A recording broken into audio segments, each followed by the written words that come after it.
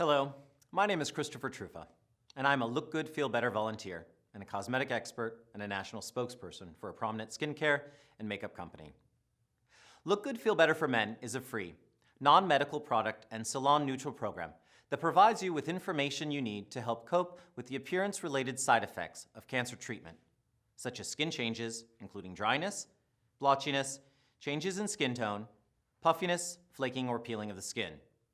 The program also helps you deal with temporary side effects of hair loss, including the loss of eyebrows and the change of your nails. This video will cover information provided in the Look Good, Feel Better for Men pamphlet and the topics presented on the Look Good, Feel Better for Men website. Visit www.lookgoodfeelbetter.org. Before we start, I'd like to mention some basic hygiene tips. Be sure your hands are clean before applying skincare products. If you can't wash your hands, use a hand sanitizer. Also, it is a good idea to use disposable applicators while you are going through treatment. Disposable applicators help to keep products fresh. You can scoop out the amount needed and then close the container. Close all containers tightly after use and store skincare and cosmetic products in a cool, dark place. A steamy bathroom really isn't the place to keep them. And never share your products. These tips will help limit any risk of infection since your immune system may be depressed due to your treatment. Let's get started. Chemotherapy and radiation can change your skin, making it dry, itchy, flaky, or irritated. A few simple steps in the morning and at night can help you look healthier. Even if you've washed your face with the same soap for years, now may be the time to switch to something formulated for sensitive skin. A water-based liquid face cleanser or a gentle soap can help. Use warm, not hot water to open pores and protect surface capillaries. Don't rub with gusto or use a granulated scrub, as this can cause skin irritation. After cleansing, we're ready to tone. To smooth and relieve dry, flaky skin, use your hands, a cosmetic sponge, or a cotton ball to gently press alcohol-free toner over the face. During treatment, when you are at risk of bleeding and infection, you may want to use an electric razor to prevent potential cuts. Warm skin first with water or a hot towel and rinse afterwards with cool water. Avoid alcohol, menthol, or strong fragrances. If you feel you must use a manual razor, discuss it first with your doctor. Keep the razor sharp, always rinse after use, and shake off excess water without wiping the blade. Soften hair follicles with shave gel. Leave it on your face for about a minute before the first stroke. Use a Shave Smooth product to calm and soothe the skin after shaving. This will eliminate any potential irritation and prepare the skin for hydration. To reduce stinging, let your skin rest a few minutes after shaving before applying other products. Now you're ready to moisturize. Apply a pea-size amount of light moisturizer on the cheeks, forehead, and chin. Apply with gentle, pressing motion to allow even distribution of the product fighting dryness. Special eye cream designed to moisturize the sensitive under-eye area is also recommended to reduce and help to prevent puffiness and dark circles. Apply in a similar pressing application for more effective stimulation. Remember to moisturize all parts of your body that are dry due to treatment. Using a body moisturizer will also assist in the quest to more effective hydration of the skin. If blemishes are an issue, avoid products with harsh disinfectant ingredients and consult your doctor for advice. Now that we've cleansed, toned, and hydrated the skin, now it's time to protect. Sunscreen isn't for use on the beach and ski slopes alone. It's for everyday use. Chemotherapy can cause your skin to react to sun exposure. Sunburns often occur on ears, lips, back of neck, and arms, so be sure to apply sunscreen to these areas. Using a sunscreen stick can help target these exposed areas more easily. Remember, sunscreen and other products should not be used on radiation treatment areas. A moisturizer containing sunscreen with an SPF of 15 or higher is a good way to keep skin soft and smooth and protect it from the sun's damaging rays. Apply the same way you apply all products on your face, with a gentle pressing motion, starting from the inside of the face and working outward. Using concealer to hide facial discoloration and dark circles under the eyes is a foreign concept to most men, but you'd be surprised how often it's done. Dark spots, blotchy skin, blemishes, all of which can be side effects of treatment, can be covered using a concealer or a tint. The trick is to find a concealer that matches your skin tone. Apply concealer gently to the dark spot, blot any excess product away, and blend with your finger or a sponge. Or if you want to add a little color to your face, use either a tinted moisturizer or a tinted sunscreen. Put a small amount in your hand or on a sponge applicator and gently apply onto the skin, covering the face starting from the inside, working outward over the face.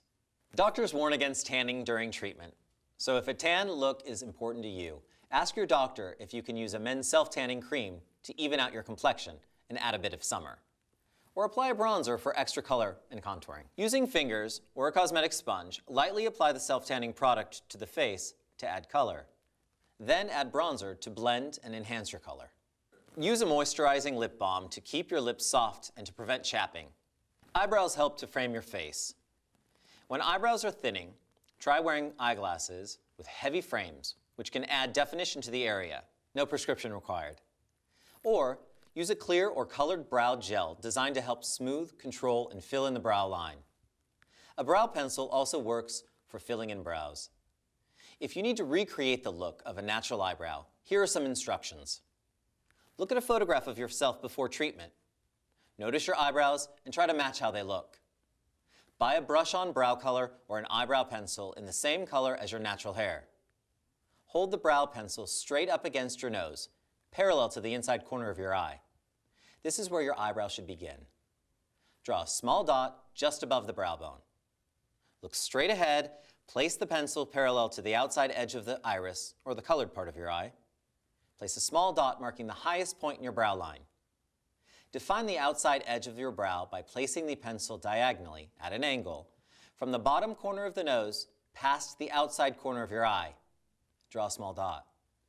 Be sure that the outer edge of the brow is slightly higher than the inside edge. Now you have dots marking the basic eyebrow shape. Connect the dots with short, light, feathery strokes. Make the brow fuller on the inside corner and thinner as it moves out. Another way to draw in eyebrows is to use an eyebrow stencil.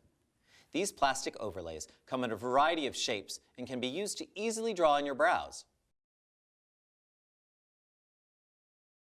Chemotherapy drugs sometimes cause mild, temporary changes in nails and nail beds, including brittleness, grooving, discoloration, a change in growth rate, and heightened sensitivity. In general, nails should be kept short during treatment. Massage cuticle cream into the nail cuticle area to prevent dryness, splitting, and hangnails. You might try using a hand and nail cream for one-stop shopping. Wear gloves while doing chores around the house and the yard. Excessive exposure to water and dirt can lead to fungal infection of the nail bed. Do not cut cuticles. Use a cuticle remover instead and push cuticles back. Hair loss is a common side effect of cancer treatment and is almost always temporary. No matter how much or how little hair may be lost, it will usually begin to grow back when your treatment is over. Always comb your hair gently and use a mild shampoo. As hair starts to thin, consider cutting it short or even having it neatly clipped to the scalp by a professional stylist.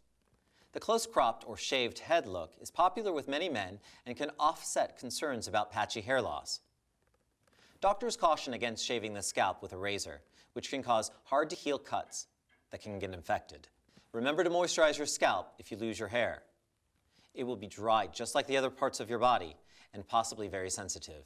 If you're not comfortable with your hair loss, you can wear hats to camouflage. The variety of hats from which to choose is endless. Here are a few. You can purchase hats at local department stores or find them online. Make sure that you find a hat that feels good on your head and doesn't irritate your scalp. Otherwise, you're not going to be comfortable and you won't want to wear it. Hi, I'm Chris Carmichael. I'm a Look Good, Feel Better volunteer, a fitness expert, and a professional trainer. Now that we've covered many outward appearance issues, let's take a few minutes to talk about generally taking care of your health during cancer treatments. Now is a good time to practice moderation. If you smoke, make an effort to quit, always a positive step towards good health. If you drink alcohol, limit your consumption and follow any alcohol-related precautions on your prescriptions. Also allow adequate time for rest and recovery, and avoid pulling all-nighters or working 24/7. Good oral hygiene is also important during treatment. You should consult with your dentist for more information on specific dental and oral care needs. The right workout can increase energy, reduce stress, and offset potential weight gain. However, speak to your doctor before you begin an exercise routine during treatment, and listen to your body and don't go overboard. Also keep in mind that extra pounds during treatment can be caused by water retention or hormonal changes, not exercise habits. Talk to your physician about your exercise routine and whether a change in your workout is needed if you are in treatment. Don't get discouraged if your exercise capacity is diminished at times during your treatment. That's normal and expected. Exercise is good for you. It's something you can control, something you can contribute to the fight. Talk to your physician about the recommended exercise intensities and duration so you don't overdo it. Hydration is very important during exercise. That's even more true for athletes undergoing cancer treatments. I recommend a tall glass of water, 16 to 20 ounces, immediately after you wake up to get the day started off right. A tall glass of water with every meal during the day and one in between meals adds up to 6 tall glasses of water a day. If you're exercising, you should add 1 to 2 20-ounce bottles of fluid to every hour of exercise. The fluid can be water or perhaps an electrolyte-rich sports drink. A heart rate monitor is a great way to monitor how your body is responding to the stress of exercise. When you're particularly fatigued, you may notice that your exercise heart rate is suppressed and it's difficult to get your heart rate to rise to levels you normally see. If your perceived effort is high, but your heart rate is staying low, it can be a sign you're tired and fatigued. Listen to what your body's telling you and either back off the intensity of your workout or make today a rest day. Come back when you're feeling rested and you'll have a great workout. It can be hard to just relax, especially during this challenging time, so find a means to relieve the stress. Exercise is a great stress reducer, and massage therapy is also a popular choice, since relaxing the muscles can often relax the mind. There's a lot about cancer treatment that's out of your control. There's a battle going on in your body, and you want to get in on the fight. Exercise is a way for people to satisfy that desire, and it works. There's a physical benefit to exercising, and there's a psychological benefit as well.